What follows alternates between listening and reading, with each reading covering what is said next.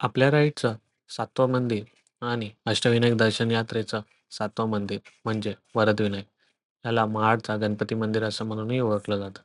हे मंदिर महाराष्ट्र, भारतातील रायगड जिल्ह्यात कर्जत आणि खोपोली जवळील खालापूर या तालुक्यात वसलेलं आहे. ह्या मंदिराला प्रत्यक्षात एक मठ म्हणूनही ओळखलं जातं. मंदिराची रचना बघायला झाली तर अतिशय साधी आहे. त्याला नॉर्मल छत आहे आणि हे 25 फूट उंच घुमटही आहे आणि त्याच्यावर सोन्याचा कळस बसलेला आहे. वरदविनायकाची मूळ मूर्ती ही गर्भगृहाच्या बाहेर पण आपल्याला पाहता येते. ती मूर्ती हवामानामुळे खराब झाल्याने मंदिराच्या विश्वस्तांनी ती मूर्ती विसर्जित करून त्या जागी नवीन मूर्तीची प्रतिष्ठापना केली होती. तथापि विश्वस्तांच्या या निर्णयाला काही लोकांनी आक्षेप घेतला आणि जिल्हा न्यायालयात खटलाही दाखल झालेला आहे. याचा निर्णय अजूनही अद्याप आलेला नाहीये. आता गर्भगृहाच्या आत एक आणि गर्भगृहाच्या बाहेर एक अशा दोन मूर्ती दिसतात. दगडाने बनवलेल्या आणि सुंदर कोरीव दगडी हत्तींच्या शिल्पाने वेढलेल्या गर्भगृहात ही मूर्ती विराजमान आहे. सभोवताली एक सुंदर तलाव आहे आणि त्या कमानीवर आठही अष्टविनायकांचे रेखीव चित्र काढलेली आहेत आणि बघण्यास खूपच सुंदर आहे. अशा प्रकारे आपण दर्शन घेऊन पुढच्या प्रवासाला लागूया. Ganpati Bappa Morya. Morning guys. So आमचं ऑलमोस्ट नाश्ता आणि दर्शन पण झालं आहे. सो फर्स्ट आम्ही महडच्या वरदविनायकाचं दर्शन घेतलं सकाळी सकाळी.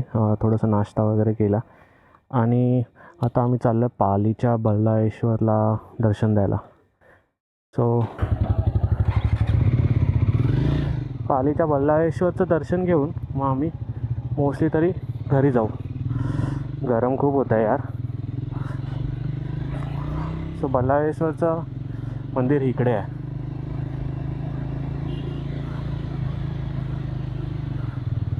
हां, चारही रायडर्स सज्ज झालेले आहेत.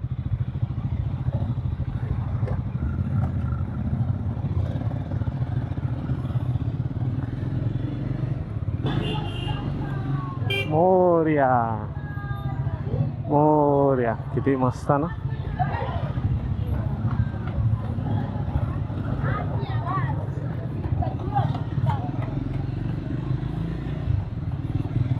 पालीचा गणपती ऑलमोस्ट आपल्यापासून 40 किलोमीटर लांब आहे, म्हणजे महडच्या लोकेशनपासून.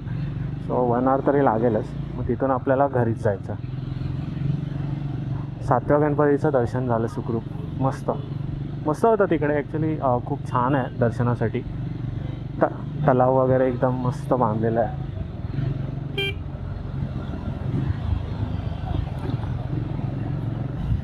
गाडी मस्त आहे. हिमालयन घेताना बजेट नव्हतं माझा, सो ठीक आहे.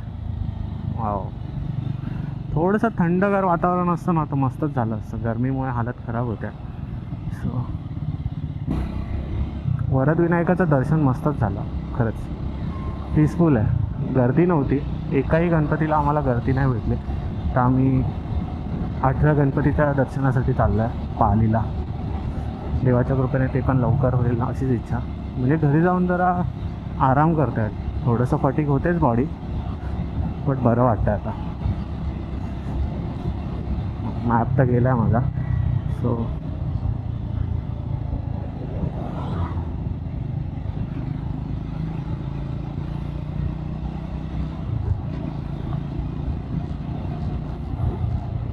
ऑलमोस्ट आपण 651 ना, म्हणजे ऑलमोस्ट 35 म्हणजे 50च पकडा. 700 आणि 800 किलोमीटर्सची राईड होती ही. 3 days 4 रायडर्स आणि 8 अष्टविनायक. ऑलमोस्ट 651 किलोमीटरची राईड झाली आहे ही. आणि अजून 40 किलोमीटर्सचा बल्लाळेश्वर आहे. सो 690 पकडा आणि 110 किलोमीटर आपलं घर असेल तिथून. सो ऑलमोस्ट 800 किलोमीटरची राईड आहे. काय करतं दादा, 800 किलोमीटरची ride, 4 riders, 4 different segments of bikes. तिथं ॲडव्हेंचर टूरर आहे, बुलेट आहे, देन क्रुझर आहे आपल्याकडे, देन स्क्रॅम्बलर आहे आणि अष्टविनायक. ही राईड सोपी नव्हती. थोडंसं हॅक्टिक झालं. पहिल्या दिवशी आम्हाला थोडं हॅक्टिक झालं काइंड ऑफ. म्हणजे पहिल्या एपिसोडमध्ये रांजणगावपर्यंत येईपर्यंत रात्रीचे 10 वाजलेच होते आम्हाला. इवन काल पण आम्हाला लेट झालाच होता. बट ठीक आहे, मॅनेजेबल आहे. इथून लेफ्ट आहे, मला ह्यांच्या मागे मागेच यावं लागेल कारण मॅप नाही आहे माझ्याकडे. So I will try to follow them जेवढं होईल तेवढं.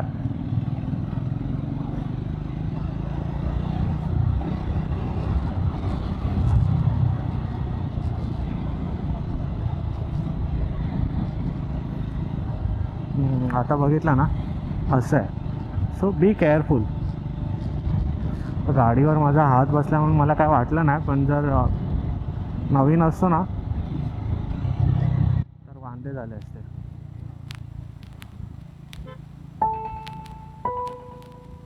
ऑलमोस्ट काही 10-15 किलोमीटर 50 आसपास आपण पोहोचून जाऊ तिकडे.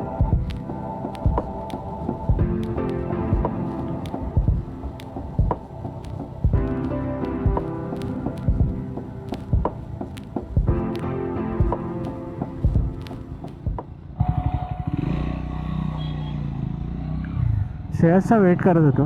हां, तो पाठीच आहे. आता बाबू पुढे गेला.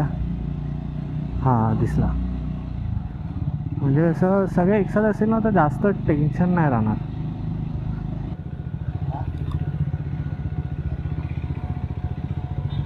दादा मंदिर कुठे आहे? मंदिर समोर. सो गाईज आपण ऑलमोस्ट पोचलो. ऑलमोस्ट म्हणजे पोचलोच आहे. हे आय गेस मंदिर आहे. श्री बल्लाळेश्वर.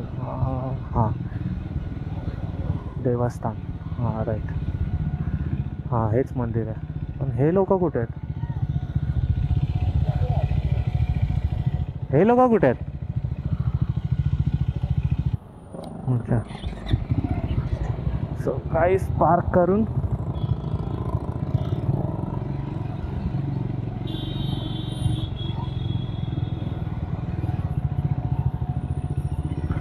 कुठेतरी अशी जागा शोधली पाहिजे जिथे आपल्याला थंडगार अशी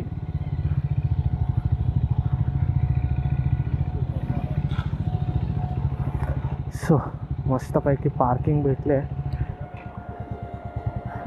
ते पार्क करून पण जायचं आहे दर्शन.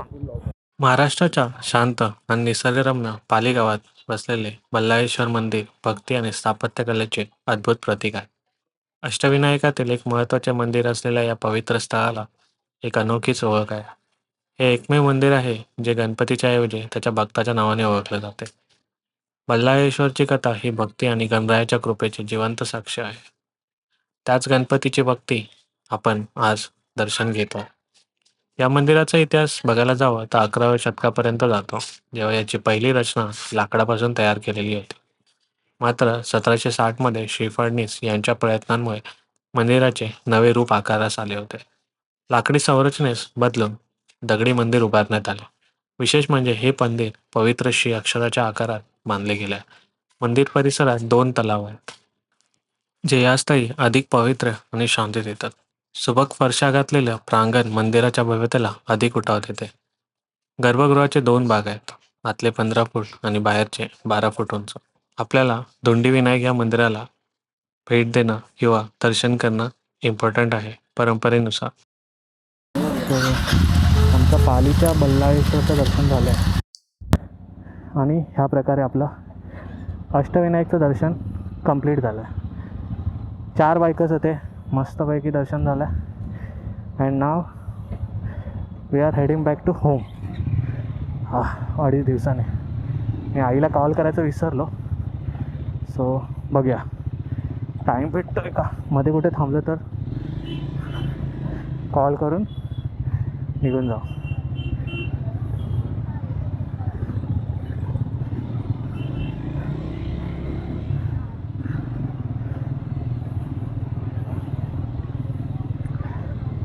मस्त होतं हे सफर. खूप छान झाला ही खूप छान झाली ही राईड ॲक्च्युली. सौरभ बरोबर फर्स्ट टाईम होती, तुषार बरोबर म्हणजेच बाबू बरोबर फर्स्ट टाईम होती, श्रेयस बरोबर तर माझे खूप सारे राईड झालेत. So it's okay.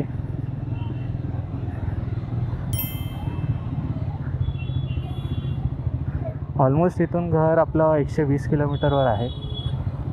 सो 3-3.5 तास तर लागतील. आता टाईम झाला आहे 1:20 आणि 1:30 वाजले. सो 1:30 आणि 3:30 म्हणजे ऑलमोस्ट 5पर्यंत आपलं घरी पोचणं होऊन जाईल. ट्रॅफिकच्या आधीपर्यंत जर गेलो आपण तर बेटरच राहील. खोपोली अजून ऑलमोस्ट तरी 8 किलोमीटर बाकी आहे आणि मग तिथून मग आपल्याला अराउंड 70-80 किलोमीटरचं असेल. म्हणजे आपल्या घरी पोचायला आपल्याला 70-80 किलोमीटर्स तर लागतीलच लागते. हे लोक एकदम कॅज्युअली क्रॉस करतात रे, म्हणजे की काय बाई काहीच टेन्शन नाही.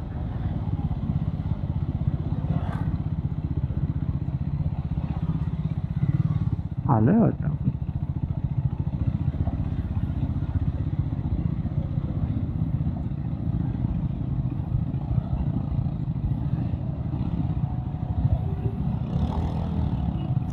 So guys we have reached Khopoli. मला वाटलं 7-8 किलोमीटर आहे, बट खोपोलीला पोचलं. सौरभ आता इथून जाईल आणि आपण पण मग इथून आपल्या घरी जाऊ. और भाई माफ करा भाई कमबॅक करेल तो. हे नारळ पाणी पिऊया, नारळ पाणी पिऊन जाऊया. 80 रुपये, 80 रुपये पिऊया ना, पिऊया ना ताई. 4 द्या ना, 4. हो नारळ.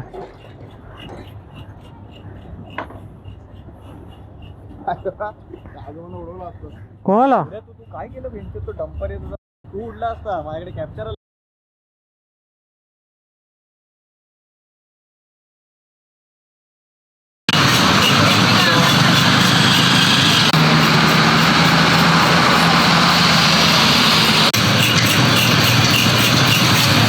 आय गेस इथून लेफ्ट घ्यायचं.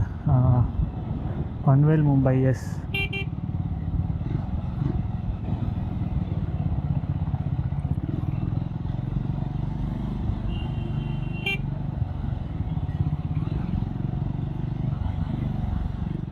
लेफ्ट घेऊन मुंबई. येस.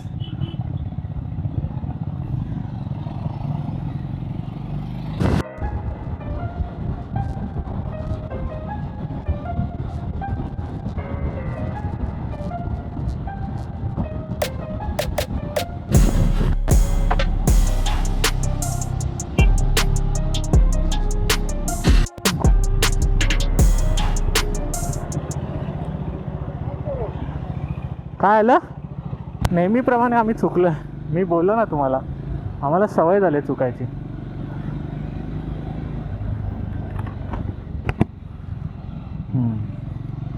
वायझरचा काहीतरी इश्यू झाला, क्लोज नाही होत आहे easily. It is taking time.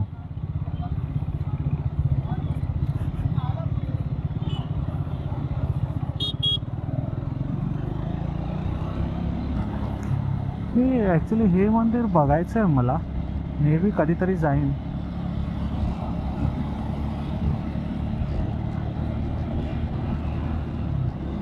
मला सांगितलं पाहिजे, भाई इंटरकॉम का ज़रूरत है, पैसा डालना पड़ेगा, पैसा नहीं है अपने पास, पैसा नहीं है अपने पास. हां, स्टील 20 किलोमीटर्स आले. 40 मिनटं दाखवते अजून पण. काय रे, उचा दुखायला लागला माझा आता.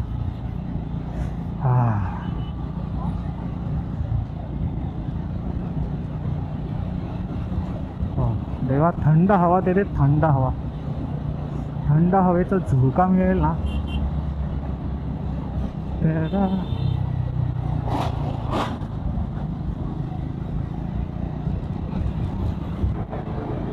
गाईज 12 किलोमीटर आहे. 12 किलोमीटरला 25 मिनटं दाखवतात.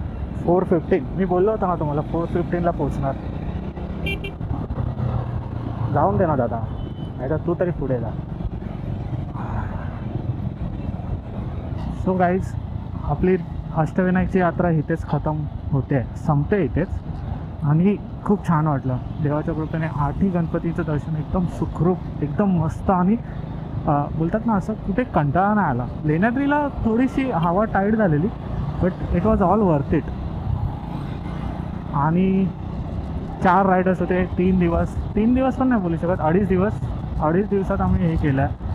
ऑल्दो जो क्रमांक आहे किंवा जो जो जो ज्याप्रमाणे करायचं होतं ते त्याप्रमाणे आम्ही केलं नाही. बट स्टील पुढे जाऊन कधी चान्स मिळाला तर मे बी फॅमिलीसोबत मी शास्त्रोक्त पद्धतीने करेन. आणि आता ह्या वेळेसाठी तरी ठीक आहे. खूप मस्त वाटलं ॲक्च्युली. आणि आता प्रसाद बिसाद घेतलेला आहे. नारळ तो 8 ठिकाणी फिरवला आहे. तर त्याचा प्रसाद बिसाद बनवून आजूबाजूवाल्यांना द्यायचा आहे. खूप असं स्पिरिच्युअली ब्लेस्ड वाटतं आहे मी मला.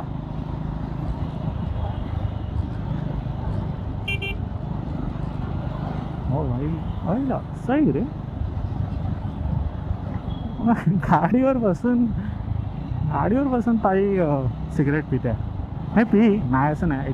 It's her choice. सो मी त्रास नाही देणार. पण हां गाडीवर बसून कोणाचं ते हे जर कोणाच्या डोळ्यात बिळ्यात गेले लागले ना आयुष्याचे त्याच्या. बाईक चालवताना जनरली लोक वायझर नाही हे करत होल्ड म्हणजे बंद करत. मग कसं ठीक आहे जाऊन दे. सो गाईज हा होता 3रा एपिसोड. आय होप 3रा एपिसोड आणि end of the episode. Hope तुम्हाला आवडलं असेल माझं व्लॉग, माझं मोठं व्लॉग. मी थोडाफार ह्यावेळी चेंजेस केलेत. जरी तुम्हाला नाही आवडलं असेल तरी तुम्ही कमेंट्समध्ये सांगा. आवडलं तरी सांगा. And please do like share subscribe. मला थोडंफार मोटिवेशन भेटेल. And bye bye. निरोप घेतो मी.